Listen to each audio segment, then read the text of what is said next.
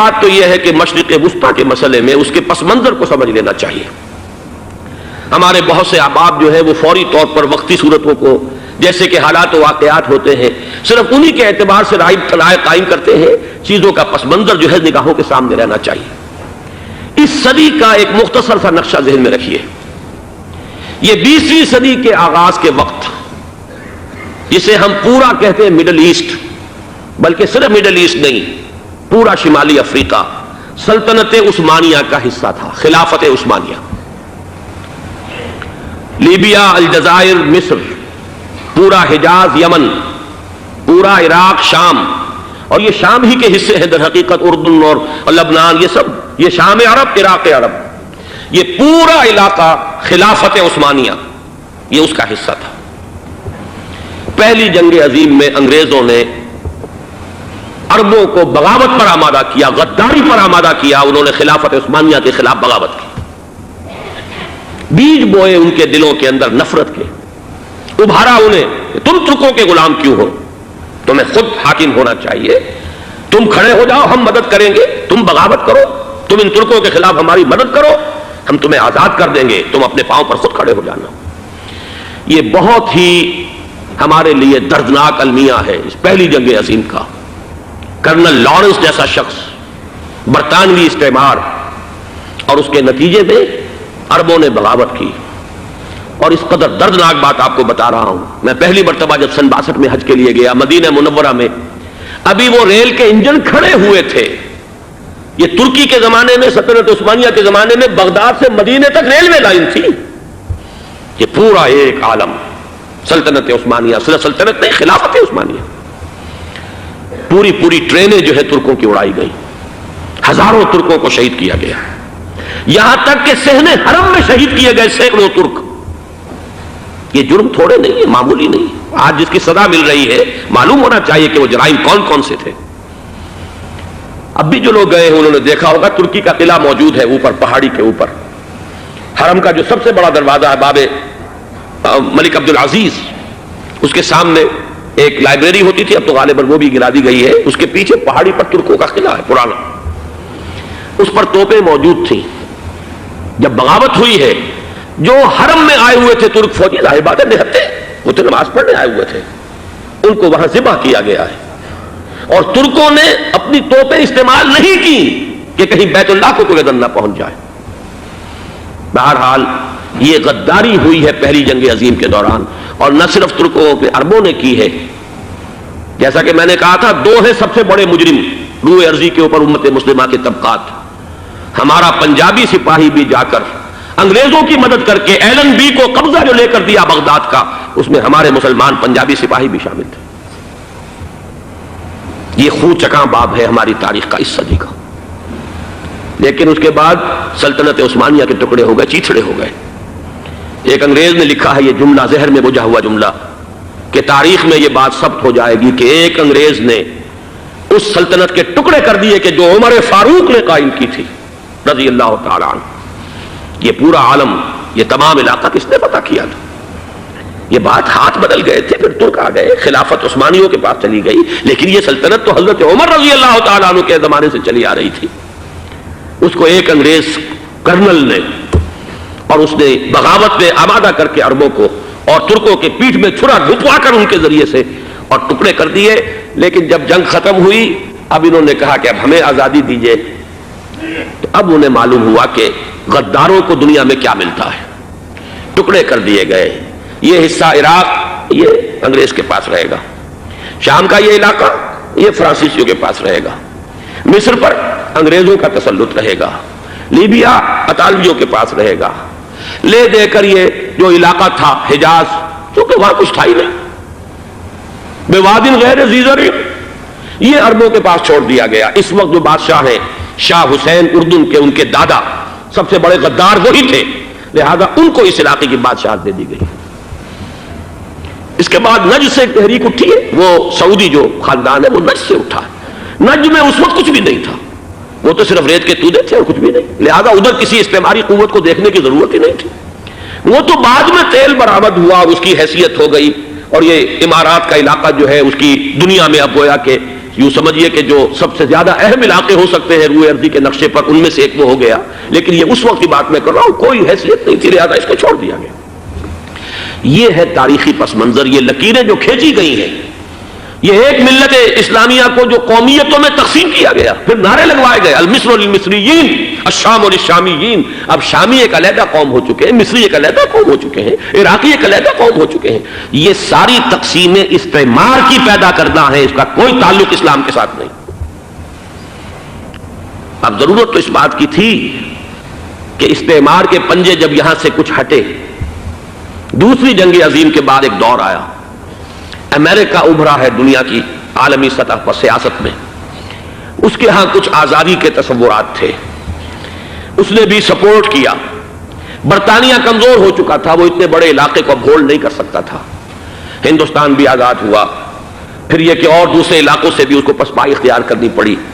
استعمار کے پنجے جس طرح بھی ہوئے، ان کے سینوں سے، عربوں کے سینوں سے جو ہے گویا کہ وہ ہٹے، لیکن امریکہ نے ایک اپنی بہت بڑی حکمت عملی جو اختیار کی، عالم عرب کے سینے میں اسرائیل کا خنجر پیوست کر دیا تاکہ یہ کبھی آزاد نہ ہو جائیں، ہمارے انگوٹھے تلے رہے، ہماری پالیسی گواہی کرے۔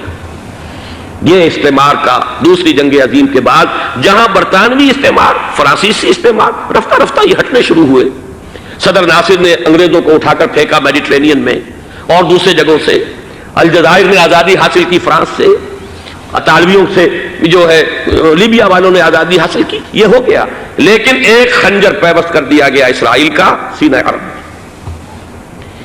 اس صورتحال میں ظاہر بات ہے کہ ایک تو بڑی آئیڈیل پوزیشن تھی کہ پورا عالم اسلام متحد ہو، لیکن وہ تو بہت دور کا خواب معلوم ہوتا ہے۔ علامہ اقبال سے بڑا کوئی نقیب نہیں ہے ملت اسلامی کی وحدت کا، ایک ہو مسلم حرم کی پاسبانی کے لیے نیل کے ساحل سے لے کر تاب خاک کاشغر، لیکن انہیں بھی اپنے لیکچرز میں کہنا پڑا کہ اس وقت جو صورتحال ہے پورے عالم اسلام کی ایک وحدت بن جانا تو تقریباً ناممکن نظر آ رہا ہے۔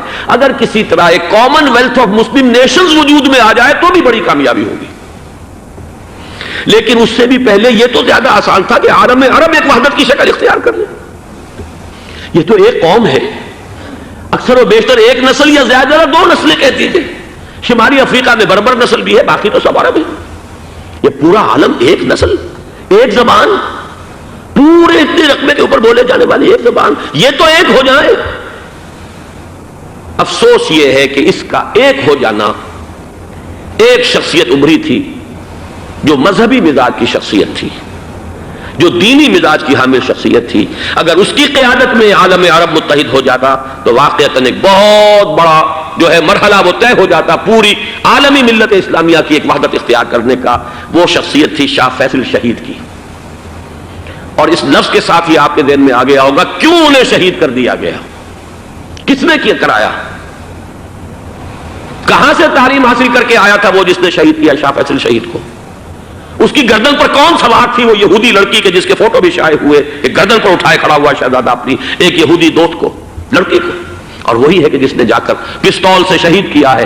جہاں اچھی طرح جان لیجئے، جیسے بارہا میں نے عرض کیا ہے کہ حضرت عمر کو شہید کرنے والا کہنے کو ابو لولو فیروز تھا، لیکن اس کے پیچھے پورا ایرانی نسل پرستی کا جو پورا پس منظر ہے، اسے تو ہر شخص جس کی ذرا بھی نگاہ جو ہے جو صرف منظر کو نہ دیکھ رہی ہو، پس منظر کو بھی دیکھنے والی ہو، وہ تو جان دے گی کہ ابو لولو فیروز ایک فرد کا نام نہیں تھا، وہ ایران کا انتقام تھا عالم عرب سے۔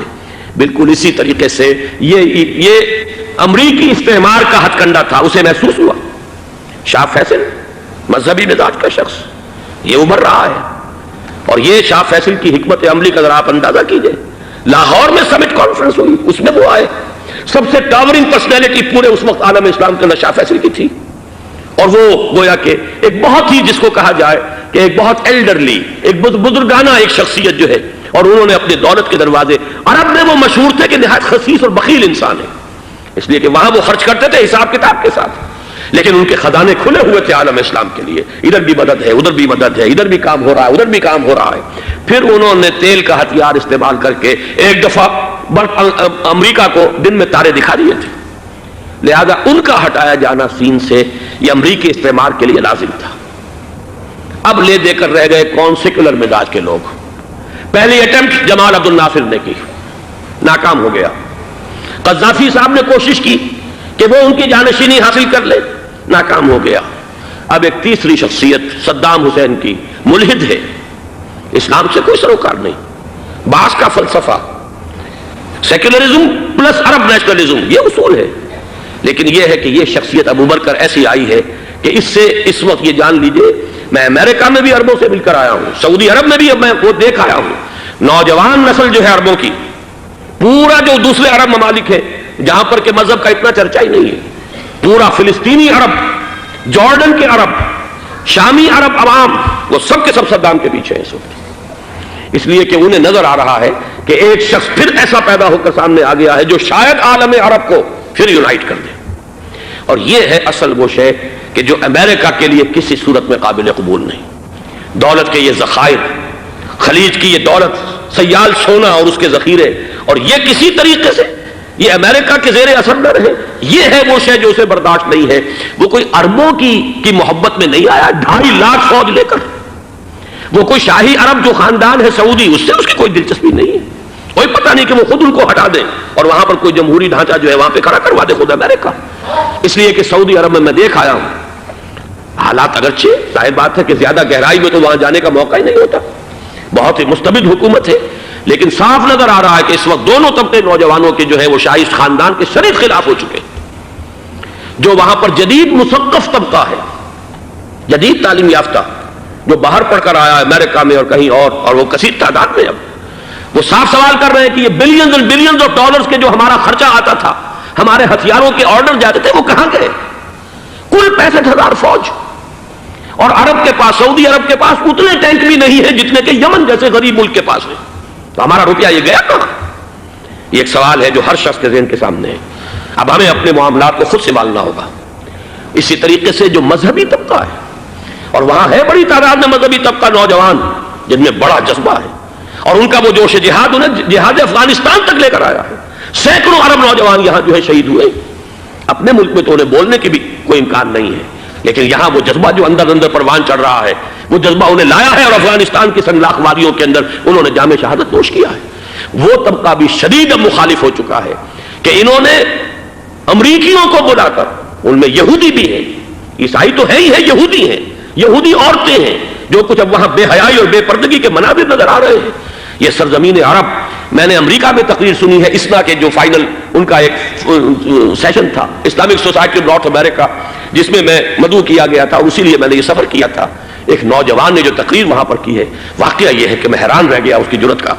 اس نے کہا کہ حضور نے فرمایا تھا کہ جزیرہ نما عرب میں 2 دین جمع نہیں ہو سکتے، اور آج شاہی خاندان کی صرف اپنی حکومت کو بچانے کے لیے امریکیوں کو اتنی بڑی تعداد میں بلا لیا گیا ہے، جن میں موبائل چرچ بھی ہیں، موبائل سینیگوگز ہیں، یہودی مرد اور عورتیں جو ہے دندناتے پھر رہے ہیں آج عرب کی سرزمین پر۔ لہذا جو مذہبی طبقہ ہے وہ اس پر شدید رد عمل جو ہے اس کے اندر پایا جاتا ہے۔ یہ حالات ہیں جو میں آپ کے سامنے چاہتا تھا کہ رکھ دوں۔ یہ وہ شامت اعمال ہے۔ ایک طرف یہ کہ وہ شخصیت جو ہے صدام حسین کی، وہ کوئی پسندیدہ شخصیت نہیں، لیکن یہ کہ اس شخصیت کو تقویت دینے والے بھی تو یہی لوگ تھے۔ انہیں خطرہ تھا ایران کے انقلاب سے کہ کہیں اسی قسم کا کوئی انقلاب ہمارے ہاں نہ آ جائے، لہذا انقلاب ایران کو ایکسپورٹ نہ ہونے دے، اس لیے انہوں نے اسی صدام حسین کو بلینز اور بلینز آف ڈالرز کی مدد دی۔ آج وہی ہے، عربی کی تو ایک کہاوت بھی ہے، سمن کلبک، یا کو لوگ اپنے کتے کو کھلا پلا کے موٹا کرو، کسی روز تمہیں کو کاٹے گا۔ آج وہ تو انہیں کاٹ رہا، لیکن یہ کہ اس کا جو علاج تجویز ہوا ہے وہ انتہائی خوفناک ہے۔ 2.5 لاکھ امریکی وہ استعمار کے پنجے جو بمشکل عالم عرب کے سینے سے جو گڑے ہوئے تھے اس استعمار نے، مشکل ہٹے تھے کہ ایک دم اب وہاں پر خبریں آ رہی ہیں، فرانسیسی بھی آ رہے ہیں، برطانوی بھی آ رہے ہیں، کہاں کہاں سے فوجیں آ رہی ہیں، اور وہاں پر 2.5 لاکھ تو صرف امریکن آرمی کا، اس میں تقریباً 1.5 لاکھ تو پہنچ چکی، اور جو بھی ہوگا وہاں پر جیسا کہ میں نے عرض کیا ہے اس قدر خوفناک سین ہے۔ میں نے بہت سے حضرات واقف ہوں گے، کئی مرتبہ میں نے حوالہ دیا ہے مولانا سید حامد میاں رحمہ اللہ کا۔ انہوں نے ایک دفعہ مجھے بتایا تھا کہ احادیث میں جو قرب قیامت کے حالات و واقعات کی پیشن گوئیاں ہیں، ان میں یہ ہے کہ وہ جو آخری جنگ ہونی ہے جو کہ دجال کے خلاف ہوگی مسلمانوں کی، اور جس میں کہ حضرت مسیح علیہ السلام کا نزول ہوگا، جس کے سلسلے میں اس سے پہلے ایک جنگ ہوگی بہت خوفناک، بہت خوفناک۔ اور عجیب الفاظ ان کے یہ تھے کہ اس میں ایک طرف مسلمان اور عیسائی اور یہودی تینوں ہوں گے، یہ بات سمجھ میں نہیں آتی تھی کہ مسلمان اور یہودی ایک جگہ کیسے جمع ہو سکتے ہیں. آج وہ نقشہ نظر آ گیا. آج اسرائیل، امریکہ، سعودی عرب اب یہ ایک ہے. بلکہ چلتے آئیے، مصر، اسرائیل، سعودی عرب اور جو بھی ان کے حواری ہیں وہ سب ایک صف میں کھڑے ہیں. اور ان کے اوپر سیادت کس کی ہے؟ امریکہ کی. وہ نقشہ آ گیا ہے. اور اس جنگ کے سلسلے میں مولانا حامد میاں رحمہ اللہ نے مجھے بتایا تھا کہ حدیث میں الفاظ آئے ہیں، اتنے لوگ ہلاک ہوں گے، اتنے لوگ ہلاک ہوں گے، اتنے لوگ ہلاک ہوں گے کہ ایک پرندہ سینکڑوں میل تک اڑتا ہوا چلا جائے گا اور اسے سوائے لاشوں کے اور کچھ نظر نہیں آئے. یہ نقشہ خاکم بدہن تلا ہوا ہے، کھڑا ہوا ہے. جو بھی ہوگا کیمیاوی جنگ، کیمیاوی وارفیئر، کیمیکل وارفیئر اور پھر ایٹمک وارفیئر، جس کی کھلی دھمکیاں دی جا چکی ہیں. کبھی کوریا کے بارے میں اندیشہ تھا کہ یہ درندے خدا کی دھرتی کو، کوریا کی غریب بستی کو ناگاساکی بنا کے چھوڑیں گے، ہیروشیما بنا کے چھوڑیں گے. آج وہ صورتحال جو ہے عالم عرب پر، heart of the Arab land, اس پر یہ صورتحال بالکل تلی کھڑی ہے. اس میں ہمیں کیا کرنا چاہیے؟ میں نے یہ چاہا کہ پورا پس منظر آپ کے سامنے ہو. صرف وقتی سا کوئی ایک نعرہ، وقتی سی کوئی ایک خبر، اس کے حوالے سے ایک جذبات کا معاملہ، پورا ایک پس منظر سامنے رکھیے. اب وہ آپ کو شاید میری باتیں جو ہیں وہ سمجھ میں آ جائیں. نمبر ایک، ہمیں کسی صورت اس جنگ میں امریکہ کے گھڑے کی مچھلی نہیں بننا چاہیے. امریکہ اسلام کے تحفظ کے لیے نہیں آیا. امریکہ حرمین کی حفاظت کے لیے نہیں آیا. امریکہ اپنے مفادات، عالمی مفادات کے تحفظ کے لیے آیا. اور زیادہ سے زیادہ آپ کہہ سکتے ہیں کہ وہ سعودی شاہی خاندان کی حفاظت کے لیے آیا. اور بڑا عمدہ مضمون چھپا تھا پچھلے، بلکہ ابھی تک تو وہ تازہ ہی ہے جب تک نیا نہیں آتا، ندا میں، جس کا عنوان تھا اربوں کا چھڑا اور اربوں کا گدا. سارے پیسے بھی انہیں سے لے رہے ہیں. $12 بلین کا ایک چیک لے کر گیا جیمز بیکر. اندازہ تو کیجیے دنیا کہاں سے کہاں پہنچ گئی. میں حیرت ہوں کہ دنیا کیا سے کیا ہو جائے گی. 2 ماہ قبل اس کا تصور نہیں ہو سکتا تھا. اتنی بڑی قوت امریکہ کی، تباہ کن قوت، اور جمع ہو جائے گی عرب کے اندر. لیکن یہ کہ وہ کاسٹ بھی اربوں ہی کی ہوگی، انہی کا چھڑا، انہی کا للا. ہمیں کرنا یہ چاہیے، اللہ تعالی ہماری حکومت کو، ہمارے سیاستدانوں کو، ہمارے ذمہ دار لوگوں کو ہدایت دے. وہ امریکہ کے گھڑے کی مچھلی نہ بنے. اس کے تحفظ کے لیے یا شاہی خاندان کی حفاظت کے لیے بہت کچھ انہوں نے عیش کر لیے، کافی عیش کر لیے. باقی یہ کہ اب جو کچھ ہونا ہے وہ ہونا ہے. حرمین شریفین کو تو خود عرب کے لوگ کہتے ہیں کہ کوئی خطرہ نہیں ہے. سارا جھگڑا تو وہ تیل کی دولت کا ہے. وہ تیل کی دولت جو ہے وہ شمال مشرقی کونے کے اندر ہے. بلکہ یہ کہ جو رد عمل پیدا ہوا عالم اسلام میں اور سعودی عرب میں خود اس کے مذہبی نوجوانوں میں امریکی فوجوں کی آمد کے خلاف اس کا جواب دیا گیا رابطہ عالم اسلامی کی طرف سے کہ یہ جو بھی جنگ کا محاذ ہے، جو فوجیں ہیں، یہ حرمین سے تو 1500 کلومیٹر دور ہیں. تو حرمین کو تو کوئی خطرہ نہیں ہے. خطرہ ہے امریکہ کے عالمی مفادات کو. آج آپ کو معلوم ہے دنیا 2 طبقوں میں بٹی ہوئی ہے، دی رچ اینڈ دی پور. یہ جو اقوام ہیں، جو 6-7 قومیں شمار ہوتی ہیں دنیا کی دولت مند قومیں، ان کے لیے خطرہ ہے کہ یہ اگر ہم ان کا جو سب سے بڑا ذریعہ ہے اس کا صنعت کا، یہ تیل، اگر اس کو کچھ ہو گیا تو ان کی سب کی اکانومی جو ہے وہ دم دھڑام سے زمین پر آ جائے گی. وہ بھی برابر ہو کر رہ جائیں گے دنیا کے دوسرے ملکوں کے. یہ اس کی حفاظت کے لیے آئے ہیں. ہمارے نوجوان کو آج میں سوچتا ہوں کاش کہ ہمیں معلوم ہو، ہمیں وہ تاریخ دہرانی نہیں چاہیے کہ ہم نے پہلی جنگ عظیم میں انگریزوں کے استعمار کے پنجے گڑوانے کے لیے اپنی جانیں دیں. پنجاب کا نوجوان، پنجاب کا مسلمان سپاہی بھی جا کر LND کو قبضہ دلوانے کے اندر اور بغداد پر قبضہ کرانے میں اس کے تعاون کیا، اس کی مدد کی. کیا آج بھی وہی تاریخ اپنے آپ کو دہرائے گی؟ آج ہمارا فوجی جائے گا وہاں پر امریکہ کے تحفظ کے لیے، اس کے مفادات کے تحفظ کے لیے. پہلی بات یہ کہ یہ ہرگز نہیں ہونا چاہیے. ہونا کیا چاہیے؟ پہلی کوشش یہ ہو کہ یہ بین الاسلامی معاملہ بنے، مسلمان امت آئے، امریکی فوجیں جائیں، فرانسیسی جائیں، برطانوی جائیں.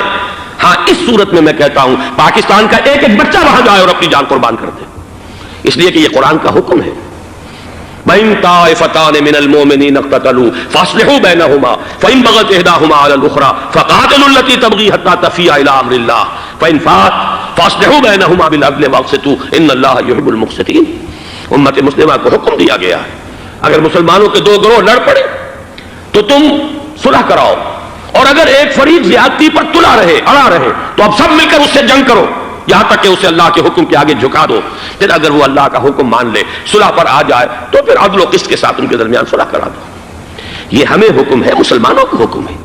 لیکن یہ کہ یہ امریکی آ رہے ہیں اور امریکی استعمار اور امریکی مفادات اور اس کے لیے جو ہے پاکستان کا مسلمان سپاہی بھی جائے، میرے نزدیک کی کسی صورت میں صحیح نہیں۔ مطالبہ بھی ہو رہا ہے، آج ہی غالباً ایک انٹرویو آیا ہے، شاہ حسین کے بھائی جو ہیں حسن بن طلال، انہوں نے بھی یہی کہا ہے کہ اس کو مسلمانوں کو آپس میں اس معاملے کو طے کرنا چاہیے، اس قضیے کو امریکی فوجوں کو یہاں سے فوراً واپس جانا چاہیے، اور یہی بات میں یقیناً تائید کروں گا، تحسین کروں گا، یہی موقف ایران کا ہے۔ ایران عراق کے خلاف جو UN کے سینکشنز ہیں، کہتا ہے ہم اس کی پابندی کریں گے، لیکن امریکہ کو یہاں سے نکلنا چاہیے، یہ مسلمانوں کا اپنا معاملہ ہے، وہ آپس میں طے کریں۔ پاکستان کو بھی یہی موقف اختیار کرنا چاہیے پوری قوت کے ساتھ۔ اس میں کوئی بھی اگر کمزوری ہو رہی ہے تو در حقیقت یہ گویا کہ ہم امریکی استعمار کے ہاتھ میں اس کا اعلی کار بن کر، کھلونا بن کر استعمال ہو رہے ہیں، جو کہ ہمیں کسی صورت میں نہیں کرنا چاہیے۔ اگر یہ بھی ناکافی ہو تو دوسرا ایک اور مسئلے کا حل موجود ہے، اس سے براڈر سطح پر، کہ غیر جانبدار ممالک اگر کوئی ہے ان کو بھی اس قضیے کے اندر شامل کیا جائے۔ ایک تحریک تھی کسی زمانے میں، کافی بڑی تھی، لیکن یہ کہ وہ بھی اگر اس کے اندر شامل ہو جائیں، لیکن امریکہ، رشیا، یہ تو ظاہر بات ہے سپر پاورز ہیں، ان کے مفادات ہیں، عالمی اور گلوبل مفادات ہیں، لہذا اول تو یہ ہونا چاہیے کہ بین الاسلامی معاملہ بنا کر، اس صورت میں جیسا کہ میں نے عرض کیا ہماری پوری فوج بھی جائے اللہ پر توکل کر کے، پاکستان کا محافظ اللہ ہوگا، اگر اللہ کے ایک حکم کے اوپر عمل کرتے ہوئے مسلمان یہاں سے جائیں اور جا کر وہاں پر جو ہے اپنی جانیں دینے کو تیار ہو جائیں۔ لیکن اگر یہ اس میں بھی کافی نہ ہو تو جو بھی غیر جانبدار ممالک ہیں ان کو بھی اس معاملے کے اندر شریک کیا جا سکتا ہے۔ بدرجۂ آخر اگر پاکستانی فوج جائے، وہ صرف حرمین شریفین کے گرد و نواح میں ان کو ڈپلوائے کیا جانا چاہیے۔ اگر خدا نہ خواستہ وہاں پر کوئی آنچ آنے کی شکل پیدا ہو جائے تو اس کی، اے ارض پاک تیری حرمت پہ کٹ مرے ہم، اس کے لیے مسلمانوں کو تیار رہنا چاہیے۔ اس لیے کہ بہرحال جہاں تک ارض پاک کی حرمت کا تعلق ہے وہ ہمارے ایمان کا جز ہے، باقی برطانوی مفادات، امریکی مفادات، صنعتی ممالک کے مفادات یا کسی شاہی خاندان کے مفادات، یہ شاہی خاندان یہ تو گرتی ہوئی دیواریں ہیں، جانا ہے آج نہیں تو کل، لیکن یہ کہ اصل معاملہ ہے امت کا، اصل معاملہ ہے امت مسلمہ کا، اصل معاملہ ہے حرمین شریفین کا، لہذا ان دونوں چیزوں کو لازماً گڈمڈ نہ کریں۔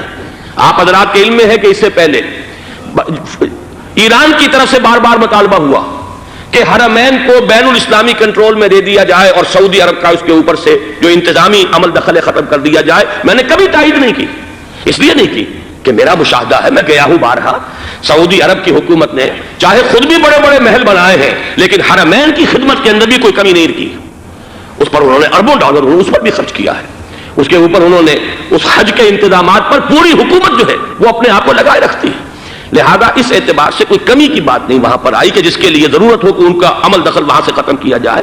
لیکن یہ صورتحال اب جو پیدا ہو گئی ہے یہ بالکل مختلف ہے، اسے اس کے کانٹیکسٹ کے اندر دیکھا جانا چاہیے، اور اسی کے حوالے سے میں نے چند رائے آپ کے سامنے رکھی۔ اب آئیے پاکستان کی طرف جو ہمارا اصل مسئلہ ہے، اس کے تو ہم سب سے بڑے ذمہ دار ہیں، اس کی بھلائی ہے تو، برائی ہے تو، اس میں خیر آتا ہے تو وہ بھی ہماری کوشش اس کے لیے ضروری ہے، اور کوئی شر پیدا ہوتا ہے تو اس کی ذمہ داری بھی ہم پر آئے گی۔ اس کے ضمن میں چند باتیں عرض کر رہا ہوں۔ شدید ترین خطرہ ہے، جیسا کہ میں عرض کر چکا ہوں، کہ بھارت حملہ کرے گا۔ مجھے تو تقریباً یہ رائٹنگ آن دی وال کے مانند ایک فیصلہ نظر آ رہا ہے، بلکہ آج میں کسی سے کہہ رہا تھا کہ اگر اب نہیں تو پھر کبھی بھارت حملہ نہیں کر سکتا۔ اس کے لیے سچویشن بالکل رائٹ ہے۔ 2 مرتبہ ایکسرسائز کر چکا ہے وہ، خاص ٹارگٹ بنا کر حیدرآباد کو، اور اس کے پیش نظر ہے سندھ میں جو بھی خلفشار ہے اسے اس کے علم میں ہے، جو بھی تصادم ہے۔ اب بھی اگرچہ اس وقت کی جو ہماری اندرونی سیاست ہے یہ اس کا کرشمہ سامنے آیا ہے کہ جی ایم سید صاحب کو ایگزونریٹ کیا جا رہا ہے، ان کو محب وطن کا خطاب دوبارہ دیا جا رہا ہے، وہ شخص کہ جس نے اسلام کے خلاف انتہائی زہریلی باتیں کی ہیں، وہ شخص جس کی کتاب اب پاکستان ٹوٹ جانا چاہیے، وہ لاکھوں کی تعداد میں ہندوستان سے چھپ کر آئی ہے، یہاں تقسیم ہوئی ہے، آج اسے سند دی جا رہی ہے۔ یہ ہے ہماری اندرونی سیاست کے کرشمے، میں اس پر تفصیل سے نہیں جانا چاہتا، لیکن اس شخص کی دیکھیے وہ جو علامہ اقبال کا شعر ہے کہ بتکرے میں برہمن کی پختہ زناری بھی دیکھ، دیکھ کعبے میں شکست رشتہ تسبیح شیخ، اور بتکرے میں برہمن کی پختہ زناری بھی دیکھ، کہ نظر یہ آ رہا ہے کہ اس نے رہا ہوتے پہلا بیان یہ دیا ہے کہ ہماری پہلی ترجیح یہ ہے کہ پاکستان ٹوٹ جائے اور ہندوستان کے ساتھ ہم ایک انڈیپینڈنٹ اسٹیٹ کی حیثیت سے کنفیڈریشن قائم کریں، سندھو دیش confederation with India independent of Pakistan. پھر دوسری ترجیح بھی ہے، تیسری آخری ترجیح یہ ہے کہ پاکستان کو 5 ریاستوں میں تقسیم کر دیا جائے اور ایک لوز کانفیڈریشن ہو، بس اس کے سوا کچھ نہیں۔ 5ویں بھی وہ اردو والوں کے لیے نہیں، مہاجرین کے لیے نہیں، ان کے لیے تو ان کے پاس کچھ نہیں ہے. 5ویں بھی پنجاب میں سے کاٹ کر سرائکی صوبہ بنایا جائے اور سندھ میں تو بہرحال اردو بولنے والوں کو سندھی پن کر رہنا ہوگا. یہ اس شخص کا رہائی کے بعد بھی بیان ہے جسے آپ سند دے رہے ہیں کہ وہ محب وطن ہے اور وہ غدار نہیں ہے, وہ پاکستان کا مخالف نہیں ہے. بہرحال یہ حالات جو ہے انتہائی خوفناک ہیں ہمارے. آج کشمیر میں جو صورتحال ہے ہندوستان کے لیے انتہائی تشویشناک ہے. جو بدنامی اس کو مل سکتی تھی مل چکی ہے. اور یہ آپ نے دیکھ لیا وہ امریکہ بہادر جو 1.5-2 لاکھ آدمی لے کر پہنچ گیا سعودی عرب میں, اس نے انگلی تک نہیں اٹھائی ہے کہ کشمیر میں بھارت کیا کر رہا ہے. یہ ہے ان کی ڈبل سٹینڈرڈز, یہ ہے ان کی بے ایمانیاں کہ بھارت وہ کچھ کر رہا ہے وہاں. آج اگر ظلم ہو رہا ہے کویت میں عراقیوں کے ذریعے, پورے ورلڈ ٹیلی ویژن پر, CNN پر, فلاں پر اور اخبارات میں, آج بھی ایک لمبا مضمون میں نے اخبار میں پڑھا ہے. لیکن یہ ہے کہ کشمیر میں کیا ہو رہا ہے کہیں تذکرہ نہیں ہو رہا. یہ ہے دنیا کے اندر دیانت اور امانت اور شرافت کا حال, اور بین الاقوامی سیاست جو ہے اس کے ڈبل سٹینڈرڈز. لہذا جو بدنامی بھارت کو آ سکتی تھی وہ آ چکی ہے. ہندوستان سے ایک نوجوان مسلمان صحافی دہلی سے آئے تھے, نئی دنیا ایک پرچہ نکلتا ہے اس کے طرف سے, وہ دورہ کر کے گئے ہیں. مجھ سے بھی لاہور میں ملے تھے, تقریباً 1 مہینہ 1.5 مہینہ ہوا. ان کے الفاظ سن کر میں کانپ گیا تھا. انہوں نے کہا تھا کہ بھارت کی حکومت اس کے اوپر تلی ہوئی ہے کہ چاہے ایک اور آخری کشمیری کو بھی ہلاک کرنا پڑے, وہ کشمیر کے اندر کبھی بھی کوئی معاملہ جو ہے کشمیر کی آزادی یا کشمیر کو پاکستان کے لیے جانے کے لیے تیار نہیں ہے. کیا بگڑے گا اس کا؟ آپ سمجھیے کہ اگر 80-90 کروڑ قوم کی ایک قوم ہے, 1 کروڑ آدمی ختم کر دیں, ان کا دل تو جو ہے اس پہ دکھے گا نہیں. حال ہمارا یہ ہے کہ ہم تو کوئی چیلنج بھی نہیں کر سکے. ہم تو اپنی صفائی دیتے رہے کہ نہیں ہمارا کوئی ہاتھ نہیں ہے, ہم نے کچھ نہیں کیا ہے, ہمارا کوئی اس کے اندر عمل دخل نہیں ہے. بس یہی ہماری ڈپلومیسی کا شاہکار رہا ہے. یہ حال ہے پاکستان کا. لہذا بھارت کا وہ معاملہ جو ہے, میں نے جیسا کہ آپ کے سامنے مختلف فیکٹرز گنوا دیے تھے, اندرونی اس کی سیاست, اندرونی خلفشاں, وہ تو اب آ کر رہے گا. اللہ یہ کہ اللہ تعالیٰ کے قبضہ قدرت میں ہر شے ہے, وہ ٹال دے تو ٹال دے. مجھے اقبال کا وہ شعر یاد آ رہا ہے, تقدیر تو مبرم نظر آتی ہے لیکن پیران کلیسا کی دعا ہے کہ یہ ٹل جائے. ہم دعا کریں کہ یہ ٹل جائے وقت, لیکن یہ ہے کہ تقدیر مبرم نظر آ رہی. اس حالت میں ہمیں کیا کرنا چاہیے؟ نمبر 1 یہ کہ سب سے اہم شے ہے قومی یکجہتی, اور قومی یکجہتی کے اعتبار سے انتہائی خوفناک مرحلہ آ رہا ہے انتخابات کا. انتخابات میں تو کچھ نہ کچھ فساد, کچھ نہ کچھ دنگا, کچھ نہ کچھ ہنگامہ, ایک دوسرے کے خلاف کیچڑ, ایک دوسرے کے خلاف الزامات, بوچھاڑ, یہ تو بڑھتے ہیں. بھارت میں بھی قتل و غارت گری ہو جاتی ہے کچھ نہ کچھ.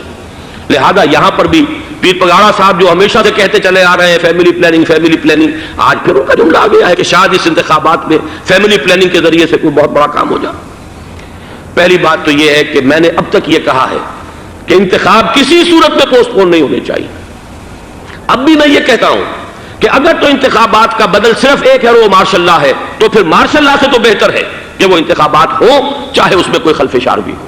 اس لیے کہ مارشل لا کا مطلب جو ہے وہ تو سندھ کے اندر ایک ناگزیر دھماکہ ہو جائے گا, تباہ کن, خوفناک, اور پھر بھارت کو کچھ کرنے کی ضرورت نہیں ہوگی, کیا کرایا اسے سارا معاملہ سندھ کے اندر سے مل جائے گا. ماشاء اللہ ہرگز نہیں ہونا چاہیے. وہ بات جو سن 80 میں نے 18 اگست 1980 کو کہی تھی ضیاء الحق مرحوم سے, آج پھر اسی بات کی میں تکرار کر رہا ہوں, اعادہ کر رہا ہوں. ماشاء اللہ پاکستان کے لیے سوسائڈل ہے, لیکن ایک آلٹرنیٹ سامنے آیا ہے. ایک تو پشاور ہائی کورٹ کا ورڈکٹ آ گیا, اور یہ کہ کچھ اور لوگوں کی طرف سے بھی باتیں آئی ہیں. 1-2 دن ہوئے ہیں, جنگ میں 2 اہم سرخیاں تھیں, اور وہ بڑے اونچے حلقہ جو ہمارا فوج کا اونچا حلقہ ہے اس کی طرف سے اگرچہ نام کسی کا نہیں تھا.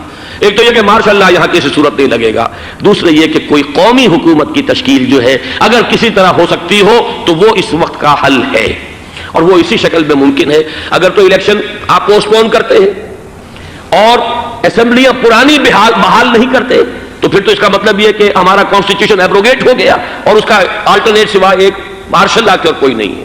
لیکن اگر صدر اسحاق صاحب ہمت کر لیں ملک کے حالات کو دیکھ کر, جو اس وقت صورتحال ہے, جو خطرات ہیں بارڈر پر, ان کو دیکھتے ہوئے یا تو یہ کہ عدالتوں کے ذریعے سے اسمبلیاں بحال ہو جائیں, اس میں حکومت زیادہ رکاوٹ نہ ڈالے, یا یہ کہ خود صدر اسحاق صاحب واپس لے سکتے ہو قدم تو واپس لے لیں, لیکن یہ کہ تمام پارٹیز سے یہ پہلے عہد لے لیا جائے کہ وہ ایک قومی حکومت کی تشکیل کریں گے. یہ وہ بات ہے, آپ کو یاد ہوگا مرزا اسلم بیگ صاحب, انہوں نے بالکل شروع میں سن 88 کے الیکشن کے بعد کہا تھا کہ نیشنل گورنمنٹ فارم کی جانی چاہیے. اس وقت تو کسی نے دھیان نہیں دیا, پیپلز پارٹی بڑے نشے میں تھی, اس کو خاص طور پر سندھ میں جس طرح کا واک اوور ملا تھا اس کا ایک نشہ تھا اس کے دماغ پر. اس لیے وہ سوچنے پر تیار نہیں ہوئی. لیکن یہ کہ وہ جو ایک فارسی میں کہا جاتا ہے کہ ہر چے دانا کنت کنت نادا لیک بعد از خرابی بسیار. اب اس خرابی بسیار کے بعد بھی اگر عقل آ جائے اور ایک نیشنل گورنمنٹ بنائی جا سکے اور اس کے حوالے سے الیکشن کو پوسٹ پون کیا جا سکے تو میرے نزدیک یہ رائے پوری قوت کے ساتھ دی جانی چاہیے, پیش کی جانی چاہیے. اس لیے کہ الیکشن اس وقت جس خلفشار کا سبب بن جائے گا, ذریعہ بن جائے گا, اس کو تو گویا کہ اور بھارت کے جو گھناونے عزائم ہیں ان کو اور تقویت دینے کا سبب اور ذریعہ بن جائے گا. دوسری بات یہ, اس قوم کے اندر جذبہ جہاد, وہ ڈیفینسو جہاد, دفاعی جہاد, جس کے بارے میں کوئی دو رائے نہیں ہو سکتی کہ اس کے لیے جو جان بھی دی جائے گی وہ شہادت کی موت ہوگی. اس لیے کہ حضور کی حدیث ہے من قتل دون مالہ فہو شہید, جو شخص اپنے مال کی حفاظت کرتے ہوئے مارا گیا مسلمان وہ شہید ہے. تو ظاہر بات ہے کہ اپنی آزادی کا تحفظ جو ہے وہ مال کے تحفظ سے زیادہ اہمیت رکھنے والی شے ہے. ایک جذبہ جہاد پیدا کیا جائے اور ایک پیپلز آرمی یہاں پر کھڑی کی جائے. عوامی فوج صرف نہیں کر سکے گی تحفظ جب تک کہ پوری قوم جو ہے وہ فوج کی شکل اختیار نہ کر لے. لیکن ظاہر بات ہے کہ اس کا بھی امکان اسی صورت میں ہوگا جبکہ کوئی ایسی حکومت وجود میں آ گئی ہو کہ جس میں وہ اپوزیشن اور گورنمنٹ کا جھگڑا جو ہے وہ اوپر نہ چل رہا ہو, وہ آپس کی محض آرائی نہ ہو, تبھی کوئی پیپلز آرمی جو ہے اس کا تصور جو ہے سامنے آ سکتا ہے. اللہ تعالیٰ توفیق دے کہ ہم اس کو بھی کر سکیں. آخری بات, آج میں سوچ رہا تھا کہ حضور کو اللہ تعالیٰ نے 2 تلواریں دے کر بھیجا تھا.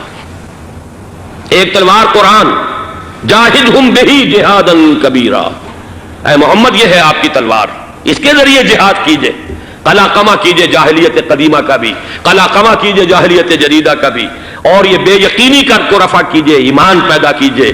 یہ ہے کہ جو آج ہمارے پاس وہ جہاد بالقرآن کے حوالے سے ہے. اور دوسرا ہتھیار تھا دین حق, هو الذی ارسل رسولہ بالہدی ودین الحق لیظہرہ علی الدین کلہ. وہ نظام عدل اجتماعی, وہ جو واقعہ یہ ہے کہ اگر اس کا نمونہ دنیا کو دکھا دیا جائے تو پوری دنیا اسے قبول کرے گی. اس لیے کہ دنیا تو پیاسی ہے, دنیا مختلف نظاموں کو ٹرائی کر کے تھک چکی ہے. اس نے جمہوریت کا تجربہ بھی کر لیا ہے جس نے سرمایہ داروں کی آمریت کی شکل اختیار کر لی. دنیا نے کمیونزم کا تجربہ بھی کر لیا ہے, وہاں سے بھی پسپائی اختیار کر رہی ہے نوع انسانی. لیکن یہ کہ وہ نظام عدل اجتماعی تو ہمارے پاس تھا. پچھلے سال آپ کو یاد ہوگا یہاں پر دسمبر کے مہینے میں اس کے اوپر سیمینار ہوئے تھے. سیاسی نظام, معاشی نظام, معاشرتی نظام, اخلاقی نظام, وہ پورا نظام زندگی جو ہے وہ ہمارے پاس ہے جس کے لیے یہ ملک لیا گیا تھا. اسلامی انقلاب برپا کر کے اور یہاں پر اس دین کو قائم کیا جائے. میں چند باتیں بھارت کے حوالے سے کہنا چاہتا ہوں. بھارت کے سلسلے میں ہم سے بہت بڑی بڑی کوتاہیاں ہوئی ہیں ہندو قوم کے حوالے سے. پہلی کوتاہی یہ ہوئی کہ ہم نے 800 یا 1000 برس تک حکومت کی.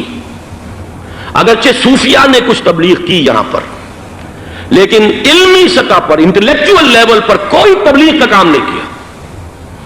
ہندوؤں کی جو اعلیٰ ذات کے لوگ ہیں, اور ہندو ذہن ہے فلسفیانہ ذہن, اس فلسفیانہ ذہن کو ہم نے کبھی سمجھنے کی کوشش نہیں کی. اس تک ہم نے دین کی دعوت کو نہیں پہنچایا. ہم نے جہاد بھی سیف کر کے انہیں زیر تو کر لیا, ان پر حکومت تو کی, لیکن یہ ہے کہ جہاد بالقرآن کے ذریعے سے ان کے نظریات, ان کے افکار, ان کے عقائد, ان کے نظریات باطلہ کا علاج نہیں کیا. یہ ایک بہت بڑا جرم تھا کہ ہم نے یہاں پر 1000 برس تک حکومت کی لیکن یہ فرض منصبی ادا نہیں کیا. اس ضمن میں آپ سے عرض کروں کہ پچھلے سال جب میں گیا تھا انڈیا, مولانا علی میاں سے مدظ اللہ العالی میری ملاقات ہوئی. میں نے انہیں ایک مشورہ دیا, وہ چونک گئے, انہیں مشورہ پسند بھی کیا. یہ مجھے نہیں معلوم کہ اس پر عمل کیا یا نہیں.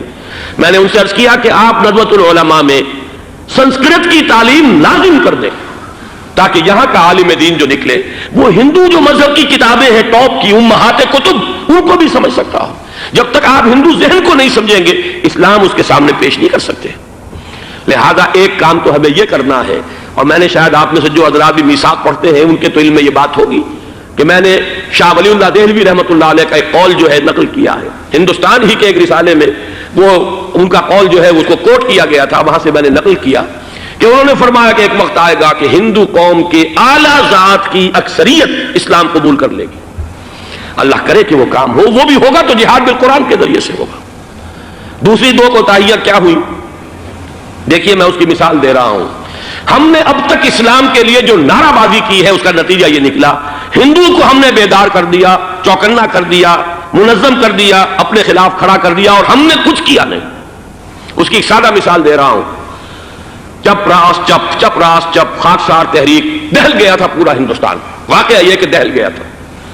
وہ تحریک تو اس کے بعد ختم ہوئی، اب آثار قدیمہ میں کہیں رکھی ہوئی ہے، لیکن ہندو نے اس وقت سے RSS شروع کی، ہندو کو جگہ دیا۔ RSS جوابی تحریک تھی خاکسار تحریک کے مقابلے میں، اور وہ 60 برس ہو گئے مسلسل کام کر رہے ہیں، وہ تحریک موجود ہے اور اب وہ بہت بڑی فارمیڈیبل فورس بن چکی ہے ہندوستان کے اندر۔ اسی طرح دوسری بات عرض کر رہا ہوں، ہمارے ہاں اسلام کا نعرہ، اسلامی نظام، اسلامائزیشن، حکومت، قانون، یہ پہلے تو لگا کرتا تھا اپوزیشن کے پلیٹ فارم سے۔